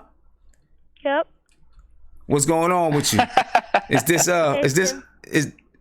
Who am I speaking with? Here's the thing. If Ntilikina turns into an offensive, who am I speaking with?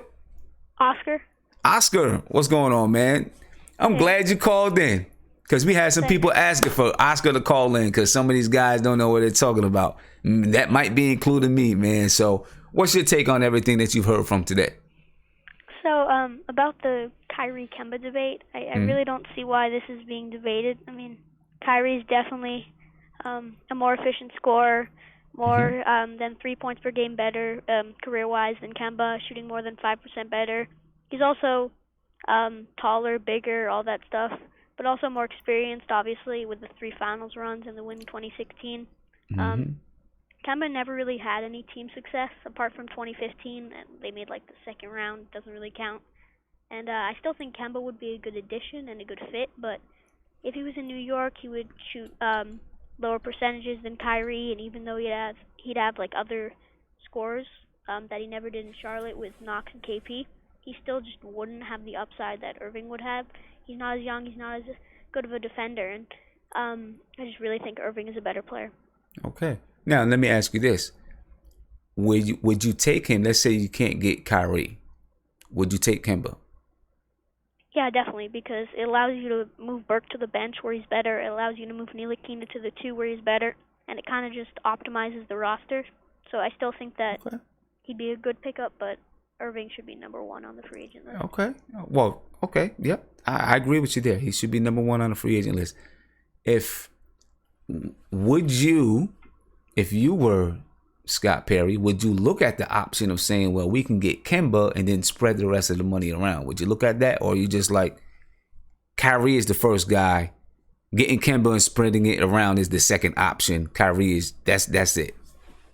I mean, I definitely think that Kemba's going to ask for more money than people are saying. I'm pretty sure he was an all-star last year. He's not going to get a max deal, but I can see him getting like 3 years, like $75 million. Or maybe like if he wants to go a bit longer, maybe like a Zach LaVine type deal with less money. But I don't think he's going to take like $18 million a year. So if you save the extra $5-6 million with him over Kemba, I mean, who can you add? Like Mario went for $6 million like this offseason. It's not like that money is really going to, move the needle as much as Irving over Kemba for me. Okay. All right, good. What do you think about Trey Burke? Where are you with Trey Burke? I mean, he's a good backup, but he's not 3 years of being inefficient versus half a year of being a good scorer for a team with no scorers apart from maybe Beasley, but he doesn't really count. I don't really think that, I don't trust him yet, honestly. I need one more year, a solid year. He'll probably start the season. He'll start day 1, so if he plays well, then, yeah, I could see him, maybe locking him up 3 years, maybe like $4 or $5 million a year, but I don't see him being much more than that. Okay. So if he comes out, Trey Burke comes out, has a good year 4, signing him to a multi-year deal, maybe 2 to 3 years. Yeah. If he has a good year. Okay. I'm with you. And where do you see the Knicks in the Atlantic Division? Where do you see the Knicks falling? I mean, I think them and the Nets are really interchangeable. The divisions are kind of obscure at this point now with the conference setup, but it's probably Boston, Toronto, Philly, and then whoever you want between the Knicks and the Nets. Between the Knicks and the Nets. All right. Good call. Hey, Oscar, I'm going to ask you to do me a favor. Can you send me an email? Okay. All right. Do you have my email address? I can find it, yeah. I'm going to put my email address in the chat. Okay. All right. And, send me an email. I'm going to put it in the chat right now. I know we're going to get some other people, send an email as well, and that's fine. So we can, talk a little bit off the air. You are pretty knowledgeable guy. I take it you are just a diehard. You study the Knicks. Yeah. Yeah. No, that's good, man. That's good. So I just put my email in the chat. So give me an email. Okay. All right. Okay. All right, man. I appreciate it, and I look forward to talking to you. Thanks for taking my call. Thank you for calling in. Later. My man Oscar. Oscar got it going on. He's got some brains up there, man. I think Oscar is he's either going to be a commentator, he's going to be a general manager. Watch out for him. Watch out for Oscar. We're going to get into some last words. From the chat. Chat, you guys ready? Are you guys ready? I'm going to let you guys get your last words in. We got 30 seconds apiece. I'm going to let you guys get it in because we're coming down to the end of the show. And I want to get you guys' last words before we get on out of here. So I need you guys to listen up right quick. All right. Let me see. Who am I going to start with? I'm going to start with Isaiah. Isaiah, you ready? I got to go first, man. I'm going to start with you because you sleepy, man. You laying down on the bed. You look like you sleepy. You know what I'm saying? You got your head on the pillow. Look like you ready to go to sleep. You know what I mean? So I'm gonna give you the last word. I'm giving you 30 seconds. 30 seconds, man. Right. And after 30 seconds, I'm cutting you off. Yo, Mark, mid-sentence. Put that down, Mark. Okay, I'm cutting you off mid-sentence. You know, before I do that. Are you ready? Hold on 1 second. I'm gonna give you a chance to think. I'm gonna give all you guys a chance to think as your closing monologue. I know what to say. Hold on for 1 second though, because I need to do something before I do that. All right, I need to get to something, but we are on these last words. I do want to give a couple of shout outs. Philip Reed said if we go for scoring point guard, it has to be Kyrie. Thank you for the super chat. Siobhan Robinson said that's why we're a joke. Frank over Kyrie. Stop it. Not sure who he was talking to. Let's see. Mr. GQ NYC, thank you for the super chat. Said if Burke gets Kemba minutes, he will have a better year. We'll see. And then, of course, CP the artist, thank you for the super chat. You said Oscar is the GOAT. You know, Oscar is doing his thing, man. That's what's up. I like Oscar. We need Oscar to call in more often and school these guys up here. You know what I mean? So, schooling me too. Not just these guys, schooling me too. All right, Isaiah, you ready? Yes, sir. Closing monologue, my man. It's on you. All right. Yo, Sim, shout out to you. Shout out to the family. Shout out to everybody. I'm going to say this. I want this to linger in people's mind. I liked R.J. Barrett and Zion Williams, their debuts. I wanted to see Cam. I think one of these guys we're going to get. Please don't cut me off. I love putting pops. Shout out to everybody. How you can cut me off now. I'm good. Go on. Get him out of here. Talk about putting pops. Isaiah, if I get a sponsor, let me tell you this. If I get a sponsorship with Pudding Pops, Jello Pudding Pops, I don't know if I'm gonna split it with you. I might. I'll give you 25. I give you 5%. Oh no, I need 15. 15. You tripping? 15, brother. You tripping? Come on, man. You got a black on black business. Baby support. All right, son. Be good, man. Yo, Mark, I'm about to hop on with you, Mark. All right. Peace. All right, let me see who we going with next. Aunt G, it's on you, man. You got 30 seconds, my brother. I bet. Shout out to the chat. I want to talk about Trey Burke. Knicks fans, don't fall in love with Trey Burke. Trey Burke is like the stripper. Don't fall in love with the stripper. They just there to hold you over until you get home to your wife. All right, so leave Trey Burke. Don't give him no future contract. Let him do what he do this year, and then let him go. All right, boom. I'm done. All right. That's my man, Aunt G. That's what I'm talking about. Guillermo, you're on deck, man. Guillermo, you're on deck. Oh, can you hear me? Yep, I can hear you loud and clear. Let's not fall in love with free agents, man. If we're really going to have a team that is into developing players, man, we got to be real sensitive as to who we bring into the locker room and the philosophy we put out there, man. If we're going to come in, if Fizzo's going to come in and say he's the guy who wants to develop characters and then acquires a bunch of players, he can mess up the whole team chemistry and destroy everything. So we got to be real careful as to who we bring, man. Kyrie's knee is not perfect. Let's not force that. But, yeah, I'm optimistic, man. Go Knicks. See y'all, chat. Peace. Mark, let me know how you get into your chat. All right, man. All right, thank you, Guillermo. Who's Mark? Advertising this chat. You know what I'm saying? I see what you're doing, Mark. I see what you're doing. That man, Mark, who's Mark is on here trying to build his brand. It's cool, though. I'm with it. I want him to do that. That's what I want everybody. Build your brand. You get in here, if you got a little character going, man, build your brand. Build your brand up. You know what I mean? Rafi, it's on you, bro. It's on you. All right. Shout out to the chat. Shout out Marty Knicks. I'm just going to say quickly, as I always say, Frank is our future. We do not trade him under, well, I'm not going to say under any circumstances, but Frank is the guy. Just don't let him go say anything. Also, Also, you were saying in the last show about the dark horse impact player. Instead of impact player, I'm gonna say just the impact guy, and my guy is Coach Fizz. I think people keep forgetting about him. He is the guy that's gonna get the best out of all our players. That's what I'm gonna say. Shout out to the chat, please. I appreciate it, Rafi. Without a doubt, appreciate it. Nate, it's on you, my man. What's up? Shout out to the chat. Sim, keep doing what you're doing, man. Love the show. Subscribe if you haven't.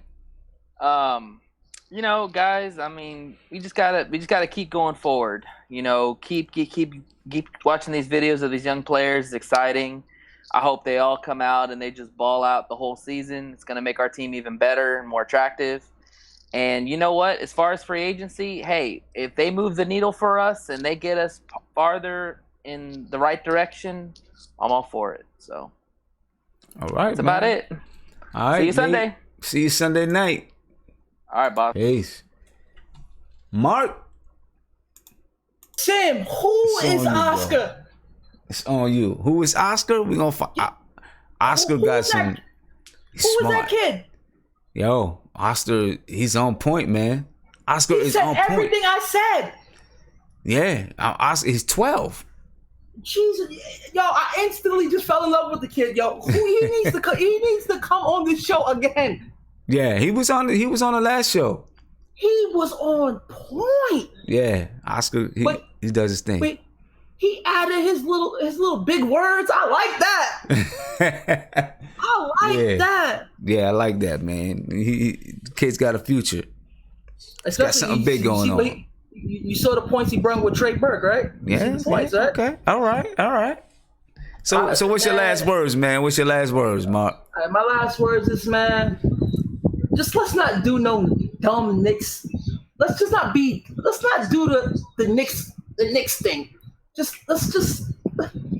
Man, I don't know. I'm just exhausted. I just want to get to the season. I just want to get everybody ready. I want to get the free agent next year. That's all I want to do right now. Get the free agency next year, man. I'm just ready, man. But is it Oscar just made me extra hype because I like that kid. Oscar got it going on. I like that, man. Oscar got it. I'm with it. I want to talk to him next time he's on the show. I gotta say what's up to him. Give him pay homage. Sure. I like that kid, definitely. Man. I like him too. Knowledgeable kid. We need to get him on here. Is he in the YouTube chat?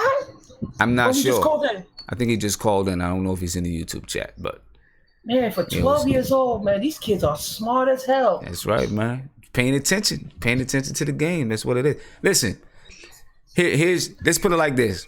You got Oscar, who's 12 years old, right? And is very, very knowledgeable.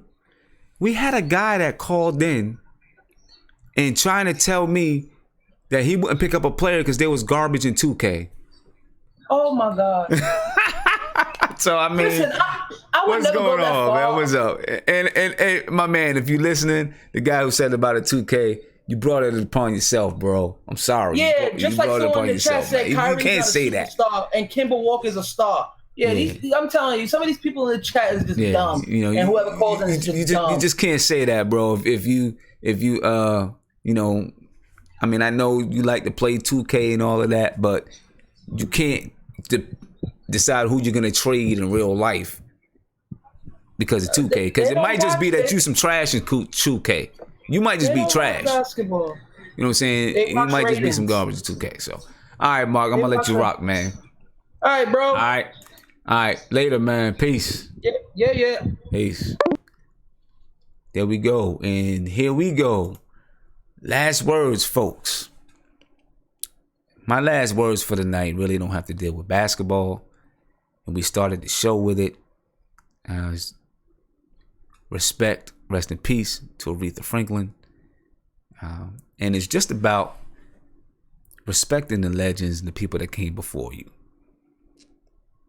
You know, just there are a lot of people that paved the way for me to be able to do this show, paved the way for you to be able to do whatever it is that you're doing in life. So just, respect the legends, respect the elders, understand what they did for you, teach that to your children so that they respect it. You know what I mean? Because if you understand what they did for you, then you understand what you have You don't take it for granted. You appreciate it, and you can move it forward to someone else. You know what I mean? So that's just my tidbit for the show.